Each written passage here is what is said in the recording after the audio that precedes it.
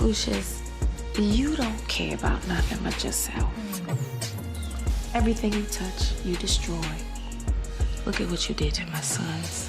Season 1 was 3 sons fighting for empire. If season 1 was who will inherit the throne, season 2 was warring kingdoms, going at one another with mounting stakes. I really wanted to show what would happen if someone from poverty but had a sense of style, an enormous sense of style and taste, was thrust into money. And that's sort of the world of Empire. It's this really fun, delicious soap, but that's grounded in social issues and grounded in an intense family drama. And then you throw in music.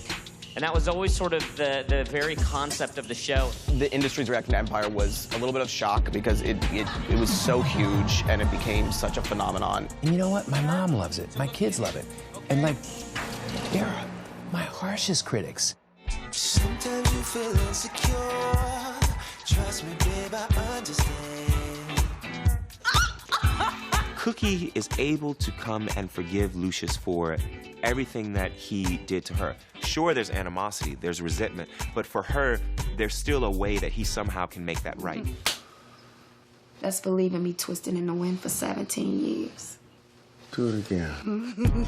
There's no way that he can make right what he's done to her children. There's a duality to Cookie's purpose, and first and foremost, she wants to protect her family and unite them. And in the course of that, as she said when we first met her, It was my $400,000 that started this. You know it and I know it. There's 17 hard years for that money. And I want half my company back.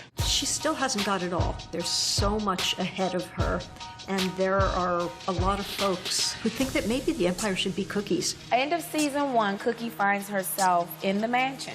Lucius is in prison because someone snitched. It wasn't Cookie, because that's one thing, she is not a snitch, except for that one time to get herself out of prison.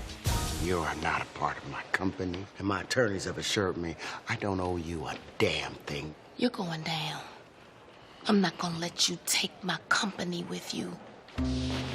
Everybody's just waiting for you to die, Lucius. It was a dark couple episodes at the end there. But I think they have this deep bond and a deep love for each other that's never gonna ever go away. Season 2 will be more a backstory. We're gonna get into Cookie and the 17 years she was away from her family in prison. Where's your father? He's not coming to see you today. It was my idea that we explore her backstory. I need to know, how did it change her? I'm sick. Wait, what do you mean? I have ALS. It's fatal. There's no cure. At the end of the season, Lucius, firstly, has gotten a reprieve on life. He feels powerful, almost invincible. Everybody that crosses me dies. Everybody. Guess what? I ain't got ALS. I ain't dying. I'm not dying. And he's poised to make a comeback, and all of his motivation throughout season 1 to choose a successor. Do you want Empire or don't you? He's put his affairs in order, but now it's so that he can continue to rule his empire. But he's chosen a successor. He knows which of his sons is the most deserving, and he's come to a major reckoning about that. And then everything changes. Lucius Lyon, you're under arrest for the murder of Marcus Bunky Williams. This a joke? You have the right to talk to a lawyer and have it. You did this to me? To hire a lawyer. And now Lucius's comeback takes on a whole other meaning. He's coming back with a vengeance and with more power and determination than ever. Game time, bitches. I think Lucius will do just fine in prison. Celebrities go into prison and they go in the prison as a celebrity, so I'm sure people got his back. And he's from the streets, so they know not to mess with him. Season 2 is going to show Lucius's entire life, the tragedy that happened as a child, and the things that turned him into Lucius. What did he do on the streets while Cookie was in jail? What did he do on the streets before he met Cookie? We'll explore past relationships, the friends that he befriended as a small child, the ones who really caused the turning in his heart. We wanted you to be the first to know that I have asked Anika to be my lovely wife. Bam. A lot has happened to Anika, and she is perhaps harder and more cynical than she was. Anything else you feel like you should tell me? Like maybe why you screwed Cookie last night? I think Anika genuinely loved Lucius, trusted him, and believed in their relationship. At the end of season 1, Anika and Lucius have broken up at this point, so no more wedding, no more engagement, and she is in the position where she wants revenge. And she has done some dirty, low-down things. Can I tell you what she's done? This is not even me. I am not a treacherous person, Lucius, but you. You have twisted my love and made it some awful thing. Anika has successfully rounded up a team. She's working with Andre and Hakeem and even Cookie. Cookie and Anika begrudgingly have kind of teamed up. She's kind of convinced everybody that they can successfully and smartly take over Empire. Cookie's smart. She's a smart cookie. You keep your enemies close. When a man like me says, hear me out, you hear me out, because your life could depend on it. The level of betrayal from Anika, this woman that he had brought up from some secretarial pool, that crushed him. I'm glad you came. You miss me. It really changed TV. I mean, I think everyone wants an Empire now. Like, every network wants what Fox has gotten with Empire. I've never had a show that was so volcanic. And I know that for this entire group, all of us, whether the first episode of television like Yaz over here or any of us, this is the greatest experience of all time. Andre had a really great arc in season 1, trying to undermine the two brothers taking over Empire, but then his own illness took over. Andre, what's wrong? Baby, stop. Look at me. He's the black sheep in almost every way. He's doing some underhanded things with regard to his family, pitting them against one another so they could break down and he can emerge king of the Empire. Andre, just chill, man, please. And you got no idea. Dre. You weren't even there when it was really hard. It was only me. Me! His efforts in trying to get the Empire come to a screeching halt as the bipolar disorder really kicks in and spirals him and his life out of control completely. Get your hands off him. Come, Rhonda! Ma'am, I need you to sign this as next of kin for a 48-hour hold. Then there's a little accidental manslaughter. It's no homicide, right? At the end of season 1, Rhonda has accidentally killed Vernon. Didn't have a pulse. Call the police. No, Dre, do not do that. And told her husband. Dre, I'm pregnant! Babe, I'm pregnant.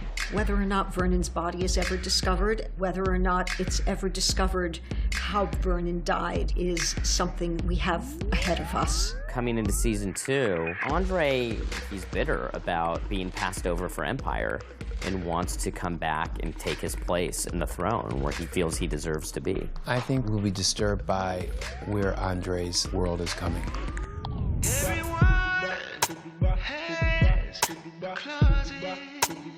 Jamal has had a huge arc over the course of this season. We've seen him go through things that a lot of gay people go through. I don't understand You don't have to understand me. You don't have to understand me or have anything to do with me. Jamal stated in the very first episode of this entire series that he didn't want things to change. There's a price you gotta pay to hit big, and soon that bill is gonna come. Superstardom and fame and doing it for that changed the dynamic of who you are. The closest people to you can trust. I love you. You're in love with your music. You can't fight fate.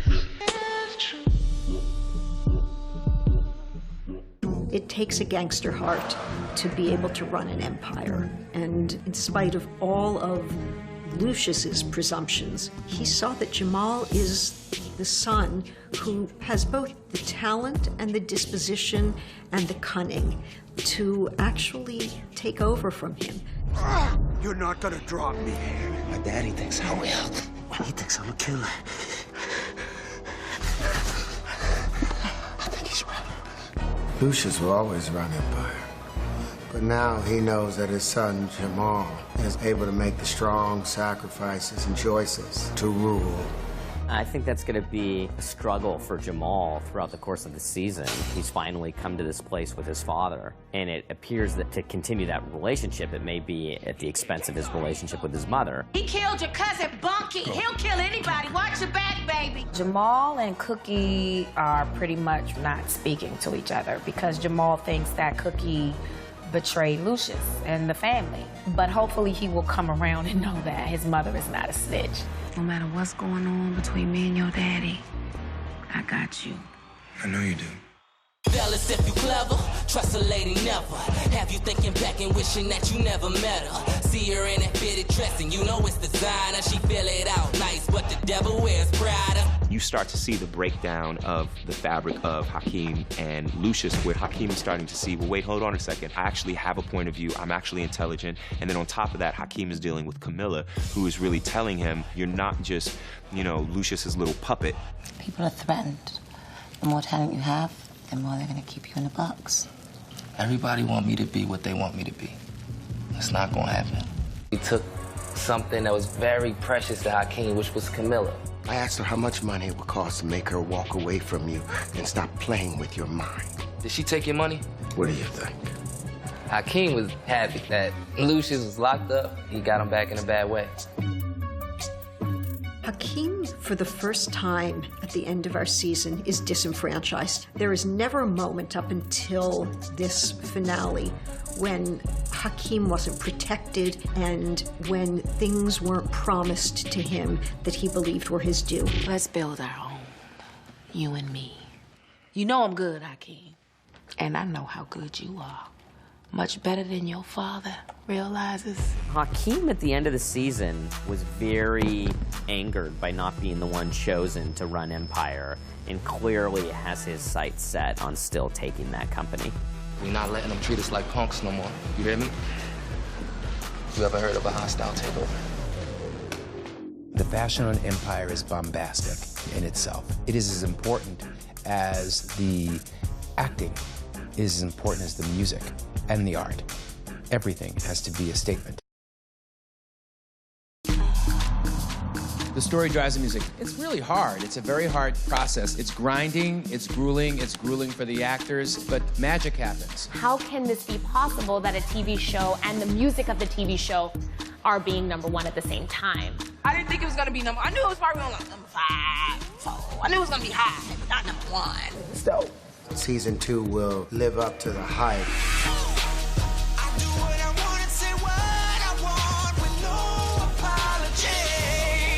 They keep calling it a hip-hop drama, but I think it's more pop than it is hip-hop. I love the music on the show. I'm most happy with that. I think that everybody really stepped up. The collaboration of Timberland and Jim Beams and how they work together. And the audience found their appetite being satiated. The diamonds in my watch, you know they be. I remember when Drip Drop came and they were like, oh God, how do we tell him no to this? And I was like, drip, drop, drip, drippity drop.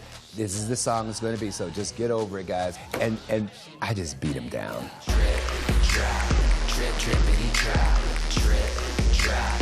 I do my days now, drip, drop, drip, drippity drop. Jesse has been a singer his whole life, and he's put out his own record. And the same thing with Yaz. They work so hard, and sometimes they have to churn those songs out really, really quickly. I'm so excited and so happy for them both. We're adding Neo to producing the music, so I think that's gonna add a lot of amazingness to the sound. I'm in the studio actually with Neo tomorrow, so I'm very excited. I'm like, can't wait. You look good, King. Mature and so handsome. You know, you gotta switch up your style sometime, you know what I'm saying? Yes, I do. Fashion is huge on Empire. The fashion on Empire is bombastic. It is a statement in itself. It is as important as the acting. When Empire came out, immediately people reacted to the look of the show, especially, I think, starting with Cookie. It's not very often on TV that you get to see so many strong, glamorous people in one scene. Fashion is so iconic. Like Cookie's furs, Hakeem's big dope chain. And now you literally see people walking in the street trying to mimic what some of the characters wear. I think one of the things that makes fashion so huge on this show is that they're a billionaire family. They can afford whatever they want. Those are big shoes to fill, expensive shoes to fill for the costume designer, because what would somebody wear if they could wear anything, and if every designer was willing to give them whatever they wanted? We've heard from a lot of designers. Now designers are seeing that, you know, our show is a great outlet to showcase some of their pieces. I'm excited about that because I love to play dress up. I love your pumps. They're fabulous. Oh, thank you, sister girl. And I'm very excited. I love the style, so I can't wait to see how the season will turn out. I was very happy with where we went with the fashion. We sort of found our groove, and then we soared. Terrence and I will talk episode to episode regarding the script changes, the way scenes are written. He has such different relationships with all 3 sons. That plays into the way we choose the looks. Why you go off on Andre like that and make me sit there like your little pet dog instead of treating me like the man that's gonna run Empire someday, huh?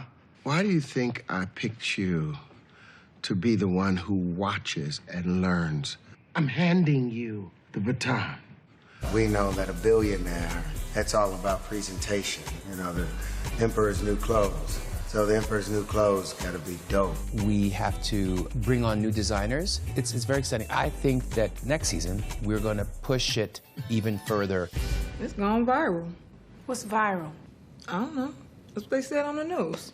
Empire fans are so passionate. I mean, if you go on Twitter anytime during Empire, you just see the reaction. People would watch it as groups. It's both laugh out loud, but also shocking, but also emotional. I think people now want sort of event television. This show, it's very interactive. Our fans are hilarious, and they're really involved with all of the storylines and every character, every twist, every turn. Watching the 2-hour finale in a bar. It was my first time seeing the episode too. People were so excited during the fight scene.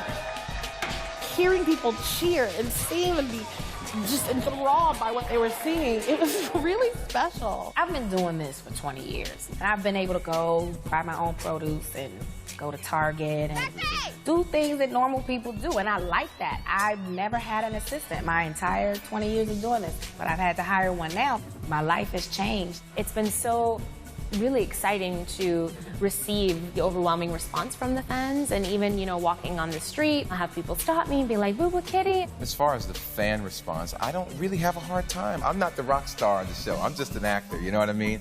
And I like it that way. Having a hit show is awesome. Being employed is even awesomer. People from all walks of life. It somehow has touched them. Empire Season 2 is going to be bigger. It'll be even more epic, more episodes. The expectations are even higher. Empire Season 2, it pushes boundaries. I mean, it changes things. It's exciting. You know, it keeps you off balance a little bit. In Season 2, the battle's just going to get more epic. I think that Season 2 is going to bring a lot of sex, a lot of fighting. Big music, powerful. I deserve to be the king. The writing is incredible. Incredible storylines, and the way that they're about to execute these storylines is going to be next level. They messing with us, Lucius. I need you to fix it. We're going to begin season 2 3 months later with some chickens coming home to roost and a whole bunch of new ones showing up. Cookie and Hakeem and Anika and Andre, that alliance is going to continue, and it's going to go head-to-head with Empire. Jamal will fight whoever comes after the Empire, because now Jamal looks at Empire as his. And the one thing about Jamal, do not mess with what's his. We're going to get into Lucius and how he became an orphan at 9. There's a reason why he does the things that he does. It's going to be intense, and it's going to be even more gritty and even more raw than Season 1. Potential Couples Season 2. I think we find out a lot about Hakeem and his love life. Lucius and Cookie will never be done. We don't think that Lucius and Cookie are falling back into bed together anytime soon, but that doesn't mean that there's not a whole lot of heat going on there. It's crazy how I can love and hate you at the same moment. I call it torture. For season 2, it's just going to be so cool to see who they manage to get. Alicia Keys is joining, Lenny Kravitz, Chris Rock is going to appear. Jennifer Hudson is going to be on season 2. Naomi Campbell is coming back as Camilla, and that's going to be explosive. So Yoko Ono here wants to play on the song, too.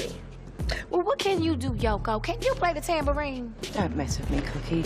I'm not one of your jailbird mates, okay? You know what's so great about those women? Taraji will shoot you. You need to stay away from my son. Naomi would cut you. At least I got the junior. And that's a fight that I want to see. I want to see bloodshed. I want to see weave hair flying in the air. I think it's going to be a really great season. It's kind of going down, and I'm scared to say too much, but Jamal is not who he started out as. It would be smart of everyone if Cookie ran the empire. Season 2 is Lucius's revenge. It's the rise of Satan. If you know like I know, say, ain't about the money, it's about the power. Say, ain't about the money, if you know like I know, say, ain't about the money, it's about the power. Say, ain't about the money, it's about the power. Think about it, ain't no need to think about it. Get that money, keep that power. Sit down, Lucia. Money make them do it 'cause of what you give to it. Power make them do it 'cause you told them to do it. Money make you fly, power never die. Don't know why money can't be lost. Power never need an alibi. Love the good in the champagne. Power in my pride, power in my last name. Said if I don't know